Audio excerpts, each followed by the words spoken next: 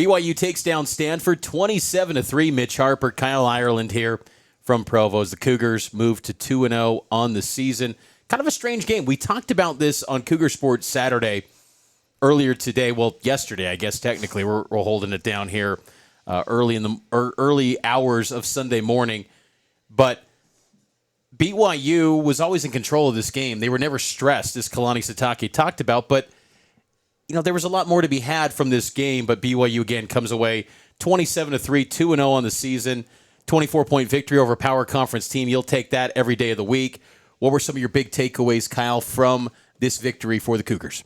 Yeah, the game definitely had a weird vibe to it. Kalani mentioned that in his post-game press conference. It did feel weird throughout the whole thing. But biggest takeaway was this defense is outstanding, Mitch.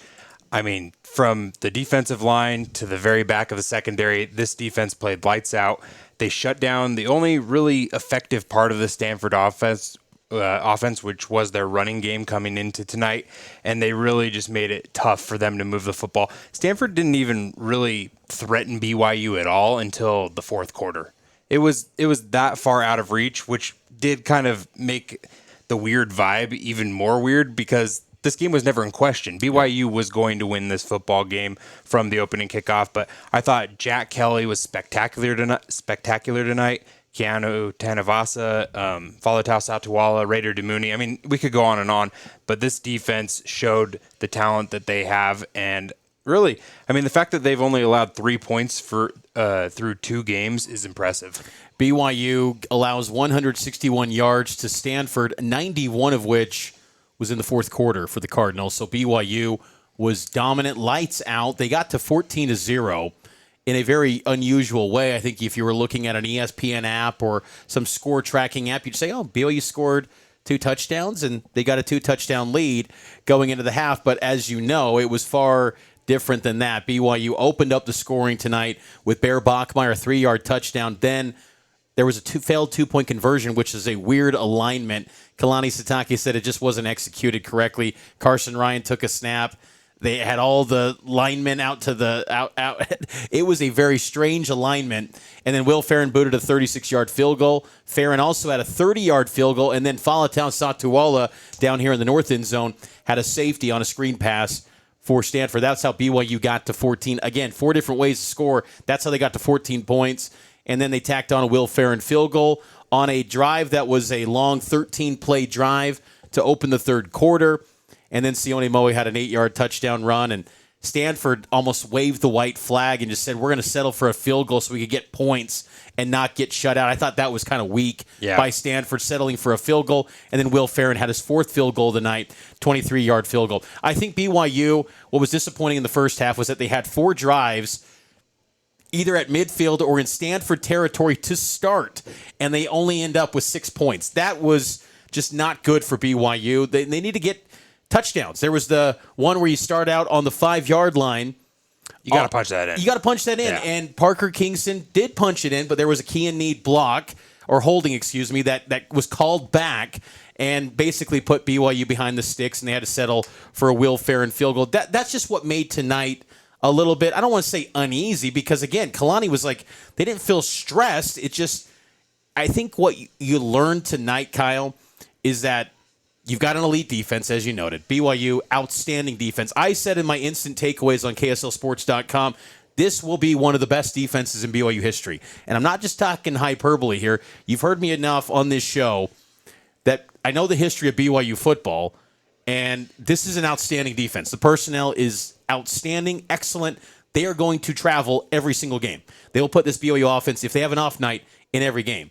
So we learned that. But we also learned that there's just ups and downs with a true freshman quarterback. And the playbook still feels like it's getting held back a little bit from Bear. Unleash that thing. If he knows the playbook, unleash it and let him cook and operate. I like that 40-yard completion in the fourth quarter, the second half rather, to Chase Roberts. Maybe that gives BYU some momentum. But there were just missed opportunities for the offense to where you come away from this game feeling like this is going to be a little bit of a work in progress, more so than maybe fans thought after the lights-out performance in week 1 over a bad Portland State team. Yeah, I think the biggest thing, if I'm Aaron Roderick going into the East Carolina game, having a bye week before that, let's take the next 2 weeks and really figure out a way to get Bear Bachmeier in a rhythm. I think that's the biggest thing is we haven't really seen him get into a flow within the game. And even that drive that you mentioned where he had that 41-yard pass to Chase Roberts, he also had another completion that he connected with Carson Ryan for, I think it was 21 yards on that same drive. And so you saw two nice completions in the same series for BYU there. I would like to see, him stack series now. We need to see, from week to week, let's see more improvement throughout a game as opposed to just like game to game, because they really limited him against Portland State. He only threw the ball 11 times, threw it 27 times tonight, so got a little bit more as far as the passing game is concerned there. But I just thought the flow of the game was really off. You mentioned the miscues there, penalties. They will kill you in those red zone situations, and that did hurt BYU tonight. Even if BYU, let's say, they convert a couple of those into touchdowns and, it's a 35-3 game, I actually think that the vibe is still the same. Sure. The score wasn't really indicative of anything tonight. They won the game. It wasn't even close. It was just like we've seen BYU operate at such a high level over the last year and a half that you'd expect these teams. And I felt like even in the postgame press conferences, like you felt that from the players, like it wasn't at the level that they wanted it to be, even though they came away with a 24-point win. It feels like a little bit like deja vu, a little bit. Last year in week 2 against an ACC team, BYU faced SMU. And at that moment, I will say for myself, I thought I was watching two maybe teams that were going to be competing for just bowl eligibility, full transparency. Fast forward to the end of the season, they were both contending for the playoff. SMU got to the playoff, and that became a really impressive win for BYU. Yeah. I'd be stunned, Kyle, if Stanford was in that same, situation like SMU. Totally. As Stanford is now 0-2 on the season.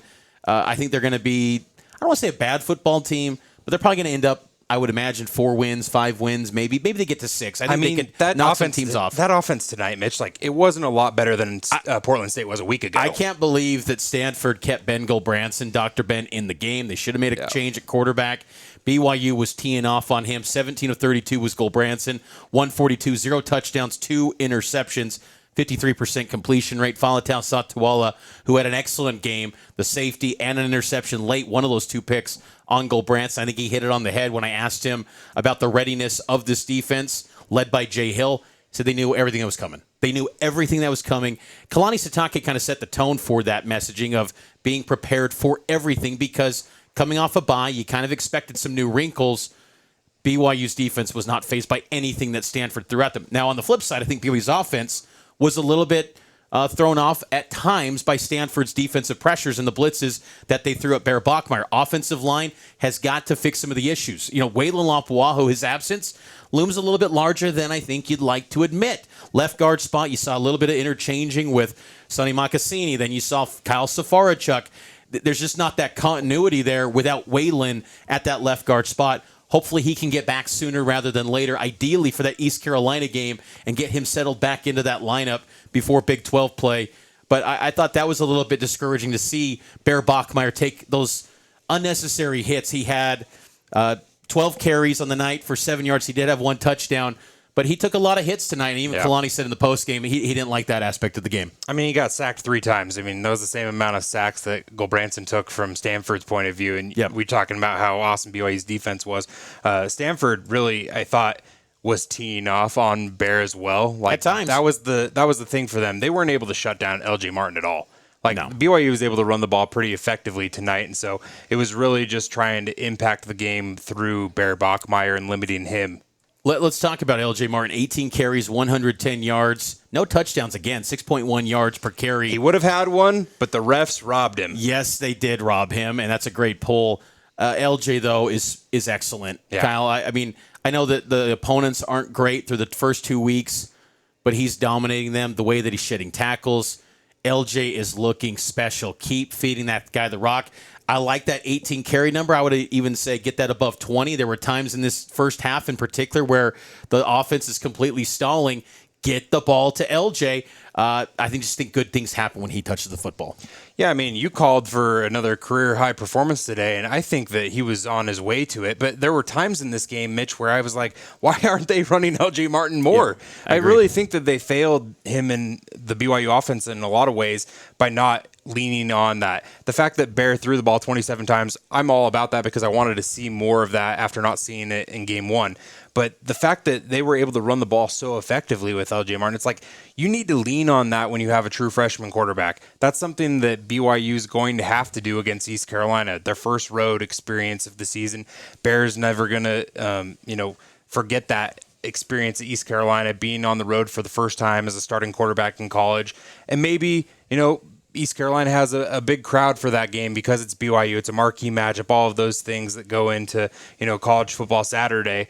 And Bear might, have an experience where it's like, maybe that's a little bit of a shell shock. I don't know. I mean, it's East Carolina to me and you, but we're not the ones on the field. And so being able to have something that's stable and sturdy and solid and consistent like LJ Martin, what he's been able to do through the first 2 weeks, that's something that BYU should hang their hat on week to week. The fact that he's on pace for a 1,300 yard season right now, lean on that. Get him in the end zone. You need to make that a point of emphasis every single week. LJ Martin's a special player, and he has been excellent for BYU through the first 2 weeks of the season. He's got 26 carries for 241 yards. I think he's going to only continue to produce for this BYU offense. Bear Bachmeier finished 17 of 27 for 175 yards. The best thing, 0 interceptions. They took care of the football. BYU didn't cough it up. They did have the one punt return from Parker Kingston where he put it on the turf. Second consecutive week, Parker does that. I asked Kalani in the postgame about if he's going to move forward with Cody Hagan at kick return and then Tiger Bachmeier. Both of those guys in the return game had 44-yard returns, oddly enough. But you kind of get the sense, Kyle, where, hey, Parker, he is dynamite. He is excellent last season. He was so good. Yeah. I would say he was the best punt return man of the Kalani Sitake era last season. But back-to-back weeks fumbling the football, you've got to take care of the rock. Kalani has always talked about this. When you have the football, the program is in your hands. And when you're putting on the turf, you're letting not only yourself down, but the team down, the program down, the fans down. You've got to take care of that football. And then when Tiger follows that up with his one opportunity and goes off, I think that's up for debate now. That's a competition going forward. Yeah, I mean, granted, he didn't lose it tonight.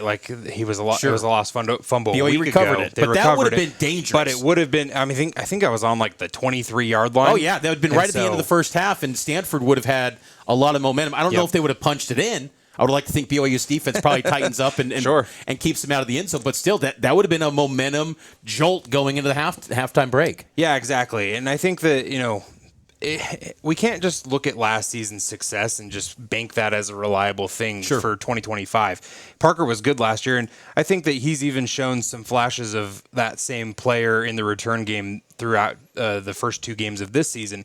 But like you said, the fact is turnovers are so pivotal and key moments in football games. If you win the turnover battle, you're more likely than not to win the football game. And so that one instance, that one play, those handful of plays, they end up being so pivotal and monumental in the outcome of a football game. I just think that BYU, if they're able to limit the mistakes, you mentioned Bear Bachmeier. I think that it seems like maybe the fan base, maybe it sounds like we're down on the performance. I think Bear's been fine. It's not like he's been lights out or anything, but he hasn't been bad either. He looked like a true freshman tonight. And so being able to have him have 0 turnovers, write that up as an A+ for him. But the team around him can't have any of their mistakes amplified when you're also having to have a true freshman quarterback learn the game, learn the offense, understand and see things for the first time. Well said. And I think that, with Bear Bachmeier, that's just the risk, again, with going with a true freshman. It's not like it was terrible. He took care of the football. There's going to be some great days ahead for Bear Bachmeier. You're going to look back on this and go, man, what a youngster, and he still hammers a Power 4 opponent by 24 points in only his second career start. Because, again, what we talked about throughout the week on Cougar Tracks, Stanford's got individual talent. They just don't have a team right now that probably believes they can win. I think that's the issue that Stanford's lacking. They don't have much of an identity, and let's call it what it is. It's a transition year with an interim head coach who's made it clear he's not going to be part of the program in 2026. So it's an awkward time for Stanford. But I think for Bear long term, These are going to be days where you look back on, man, he was so green back then, and he's just only going to get better going forward. But there's just growing pains. It happens where you're going to have these moments where he throws some balls and he sells it well over the heads of the receivers. It's unfortunate, too, because he's really developed a nice relationship and chemistry, rather, with JoJo Phillips, and then JoJo Phillips gets banged up. He was in a sling at the end of the first half, and start the second half, he was out. That's going to be something to monitor going forward.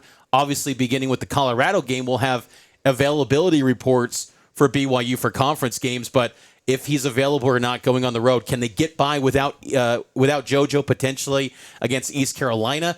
I don't know, because it feels like Bear, that's kind of his number one guy. JoJo Phillips had 7 targets, 3 catches for 30 yards. Chase Roberts, 5 catches, 84 yards, 7 targets. Speaking of Chase, he's got to catch that screen in the red zone. I know that was just eating at him on the 3-yard line. You've got to catch that one, right Chase. In the numbers. It's right there. Right there. He's probably just blown away that happened because that's so unlike Chase, and I guarantee he's going to be just kind of kicking himself a little bit. That's just eating at him because that should have been a touchdown. And things like that can help the true freshman out. But as Chase kind of noted, it's taking time. It's the chemistry developing. Just to assume he knows the playbook. He knows everything about this program, this offense. Turnkey, he's ready to roll. It takes time. And that's why I think in a weird way, this schedule, how it's kind of step by step. FCS, Power 4 that's kind of near the bottom of the ACC. Bye week before a 2-time zone road game. It kind of worked itself out in the long run for a true freshman. But still, you're just going to have some moments where there's going to be some learning opportunities. The nice thing about Bear, and Sione Moa talked about this, how he quickly responds. When he faces some adversity, he responds quickly, and he tries to get it fixed immediately. And I like that about Bear Bachmeier because BYU teams in recent past, when they face adversity, they fold. And I like the fact that Bear Bachmeier responds quickly, and I think that's a good sign for BYU because, again, this is the infancy stage of his career. He's only going to get better, and you got to get those more snaps, more reps, and more opportunities to play. Yeah, I think that, it was nice to see this performance from him where it's like, okay, maybe it's a B plus kind of a game from Bear Bachmeier, but you win by 24 points. That's an optimal outcome for this team. To feel disappointed by having hat tip to Jerem Jordan, who tweeted this out. This is the 6th best margin of victory for BYU against a power program in I think the last 25 years is what it was since 2000. So, I mean, it was a good performance from BYU overall. But I think that really a lot of things are heightened, especially for this fan base, for us watching an 11-win team from a season ago. Because, I mean, we're talking about Bear as a freshman. I think back to when Zach Wilson was a freshman, when Jaron Hall was a young quarterback. I mean, even going back to the early 2000s with John Beck and the mistakes and the troubles and the miscues of a young quarterback. BYU fans have seen that, and then they've seen those guys flourish and blossom into, all-time program, kind of quarterbacks and have gone on to do great things even at the NFL level. And I think that you look at what BYU can do, for instance, tonight, I think of the first possession that BYU had. The fact that they were set up on the 40-yard line of Stanford. They went for it on 4th down and 6, I believe it was. Yeah. And they went for it as opposed to, hey, Will Farron, you just made a record field goal a week ago. Let's go out. We're going to kick another long field goal today. We're going to start the game on a note. That would have been a 57-yarder record. Yeah. And so it's just that Will can make that kick. You've seen him make that kick in practice. He made a long field goal, a school record a week ago. Why not trot him out there? You get 3 points, and then you kind of get the ball. The game started off on a weird note there. And so I think that everything kind of trickled on past that. That's a good point because if you just get 3, it kind of settles the nerves a little bit. There was just kind of that filling out process, I think, for BYU. I did like kind of an underrated aspect coming out of the halftime break. Third quarter, BYU puts together a 13-play drive, 72 yards. Doesn't finish with a touchdown, but still they got points on the board, and you just saw a little bit of that physicality from the offense. They ran the ball 9 times on that drive, Mitch. Yes, and I thought, and obviously, too, there were some penalties as well that kind of aided that. There were some early flags in that third quarter, but I thought that BYU, the offensive line in particular, showed their physicality more in the second half. I just felt like that was missing at times in the first half. And I'm maybe being a little hard on them just because I've got high expectations for them. I think Jada and Gentry can be NFL tackles potentially. Like, I think they can get opportunities. And there's just a high standard of the play at the tackle position for BYU. If you play left tackle or right tackle, you're expected to be an NFL guy. That's what the pipeline has been in recent years for BYU. So there's a high standard there, and I think they'll get better going forward. Again, I think BYU will get better. And I like this bye coming now. It's a weird timing because now you're starting to settle into the flow of the season, and then suddenly, now it's a bye. But I think it kind of works for this team. Get healthy. Remember, there were some banged-up guys. You still didn't have Tay Nakua.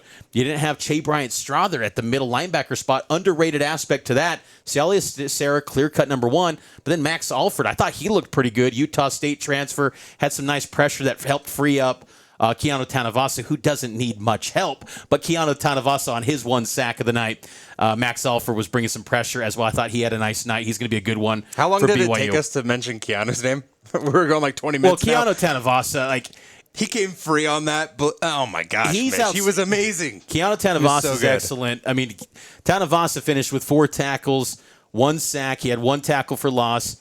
Keanu's a beast, and Kalani talked about how high level the defensive line is playing right now. John Talmoipeo. I think Logan Latui had an excellent game as well. 6 tackles, 1.5 tackles for loss.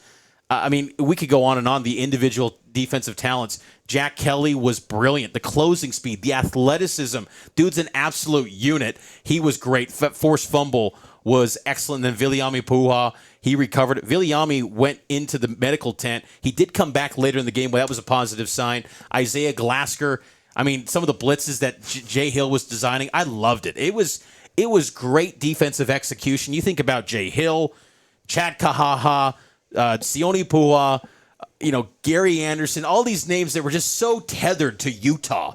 And that defense is here, and it's in full motion. Like, it is going at a high level. BYU is going to have one of the best defenses in the Big 12, and I'm telling you, that gives you a chance to win any ball game because this defense will travel anywhere. And they dug into their depth a little bit, and they still performed at a high level. Falatau Satuala had his best game as a BYU Cougar. I thought Raider Damuni and his interception, it kind of sailed on Ben Gold-Branson, but the speed from Raider Damuni on that interception return to get down to the Stanford 18-yard line, I thought that was impressive. Tommy Parasis, some of the pressure that he brought from the nickel spot. I just love how this defense is playing. And yes, Stanford's offense is not good with Dr. Ben at quarterback, but still, I think BYU's defense, this is for real. This is a really good defense, and they will travel the rest of the season. Yeah, I think that's exactly the kind of performance that you want to see out of this BYU defense through 2 games against the opponents that they were.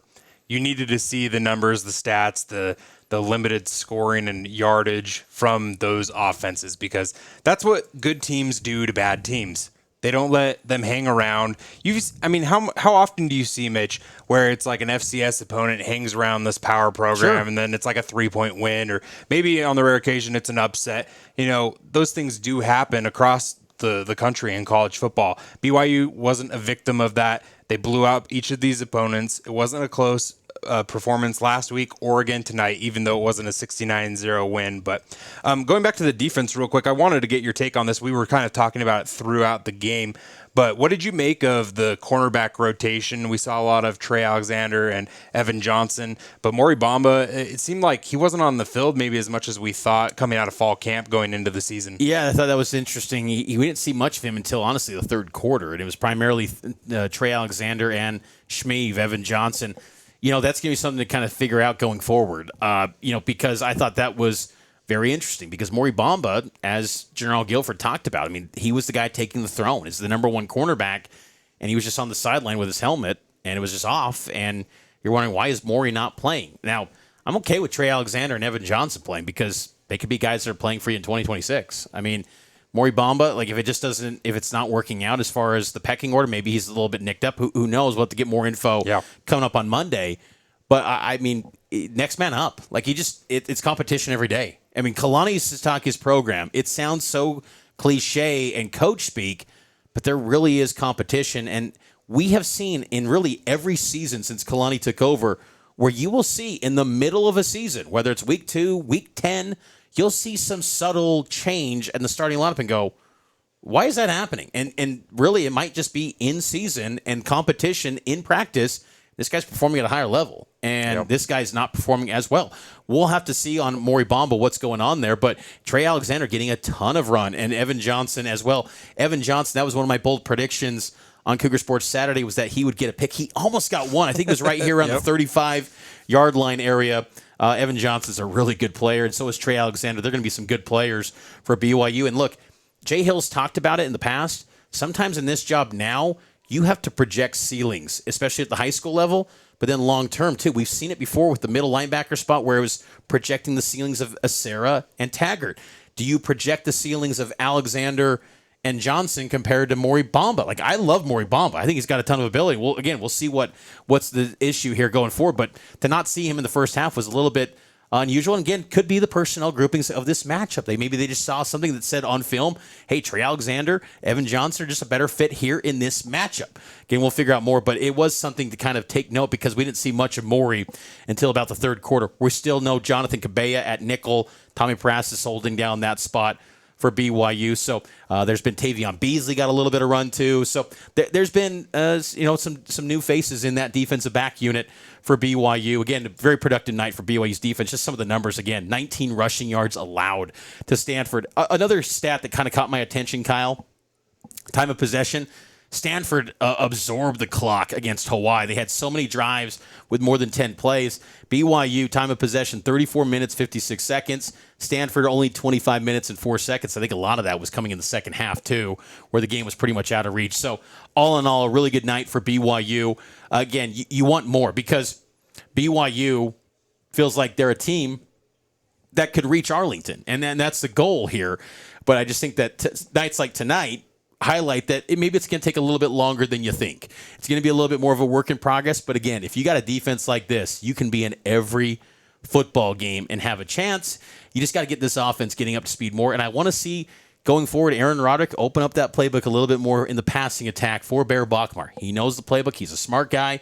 Let's see it more. Let's see some more exotic looks on that passing attack. And I like some of the momentum that was maybe built in the second half going into the bye week as they get ready for East Carolina coming up in 2 weeks. Final thoughts here from Provo as the Cougs get it done 27-3. Yeah, just going off of your point there with unleashing the offense with Bear Bachmeier, I want to see BYU not be afraid to let him make some mistakes, Mitch, because I think that those can become good learning moments.